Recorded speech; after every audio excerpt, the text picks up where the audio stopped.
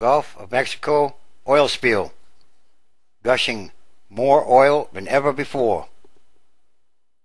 More oil was again gushing from the BP spill site on Wednesday after the company was forced to remove the containment cap when a robotic submarine hit a vent.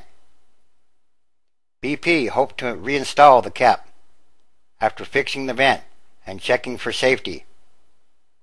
When the robot bumped the system, gas rose through the vent that carries warm water down to prevent ice-like crystals from forming in the cap. Coast Guard Admiral Thad Allen said the cap was removed and crews were checking to see if crystals had formed before putting it back on. Allen did not say how long that might possibly take. There's more coming up than there had been, but it's not a totally unconstrained discharge, Allen said. In the meantime, a different system was still burning oil on the surface. Before the problem with the containment cap, it had collected approximately 700,000 gallons of oil in the previous 24 hours. Another 438,000 gallons was burned. The current worst-case official estimate of what's spewing into the Gulf is approximately 2.5 million gallons a day.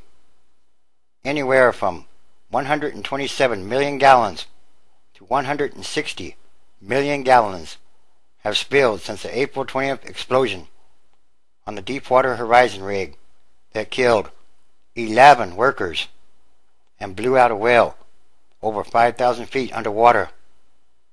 BP plc was leasing the rig from owner Transocean Limited. Earlier Wednesday, BP said that Bob Dudley was appointed to head the new Gulf Coast Restoration Organization, which is in charge of cleaning up the oil spill. BP said that the appointment was effective immediately. Dudley, who had been in charge of BP's operations in the Americas and Asia, will report to Chief Executive Officer Tony Hayward. And yes, these are more signs. We were always going to set up the organization, he said on NBC's Today Show. But we have across the Gulf Coast people that are there temporarily, rotating in and out. We're going to bed this down now. We're in there for the long haul, and we're going to make sure we're sustained and efficient in working with the Coast Guard to shut off the well and through the spill response and clean up. He also was asked if BP would start deepwater drilling again in the Gulf after a judge lifted a White House moratorium. He replied that BP will step back from the issue while the April 20th rig explosion is investigated. That process is going to take a while, he added. BP is the largest oil and gas producer in the Gulf. On Tuesday, Interior Secretary Ken Salazar said he will issue a new order imposing a moratorium on deepwater drilling after a federal judge struck down the existing one. Salazar said in a statement that the new order will contain additional information making clear why the 6-month drilling pause was necessary in the wake of the massive Gulf oil spill. The judge in New Orleans, who struck down the moratorium earlier in the day, complained there wasn't enough justification for it. Salazar pointed to indications of inadequate industry safety precautions in deepwater wells. Based on this ever-growing evidence, I will issue a new order in the coming days that eliminates any doubt that a moratorium is needed, appropriate, and within our authorities. The White House, which had hoped the ban would provide time to ensure other wells are operating safely, immediately said it would appeal. In other words, how much oil will it take to spoil the Gulf of Mexico? How much? How much damage? How many wild animals and marine creatures must die? Doesn't the moratorium make sense? The judge's ruling comes in a lawsuit filed by drilling companies to reverse the ban imposed by the Department of Interior, which halted the approval of any new permits for deepwater drilling and suspended drilling at 33 exploratory wells in the Gulf.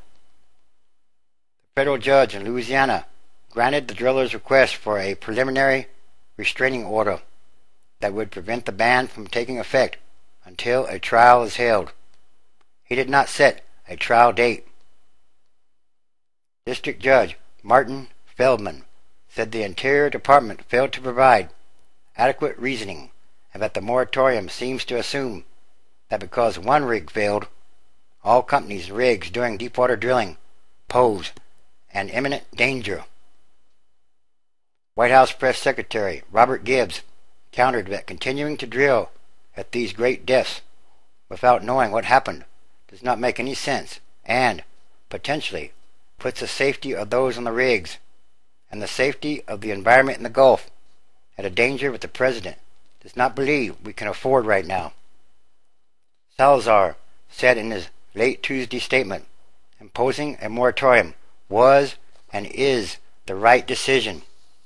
We see clear evidence every day as more oil spills from BP's well of the need for a pause on deepwater drilling, he also added. That evidence mounts as BP continues to be unable to stop its blowout, notwithstanding the huge efforts and help from the federal scientific team and most major oil companies operating in the Gulf of Mexico. But a crucial question is, does the judge own oil stock? Feldman's Financial Disclosure Report for 2008, the most recent available, shows holdings in at least 8 petroleum companies or companies that invest in them, including Transocean Limited, which owned the Deepwater Horizon. It's not entirely clear whether Feldman still has all of the energy industry stock listed in the report. Feldman did not immediately respond to a request for comment about his current holdings. Well, in the real world, that would disqualify that federal judge. How can you let him say that he can overturn the moratorium when he's holding stock, potentially, on all these petroleum companies? If Judge Feldman has any investments in oil and gas operators in the Gulf, it represents a flagrant conflict of interest. Yes, that would be true. And again, there's something much more going on here, something much bigger.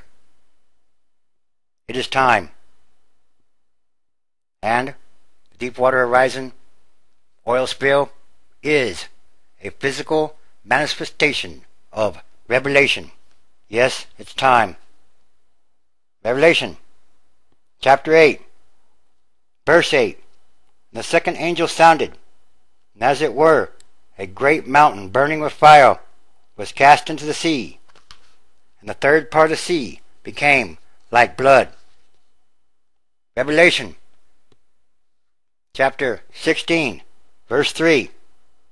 And the second angel poured out his vial upon the sea, and it became as the blood of a dead man, and every living soul died in the sea. 4. And the third angel poured out his vial upon the rivers and fountains of water, and they became like blood. 5.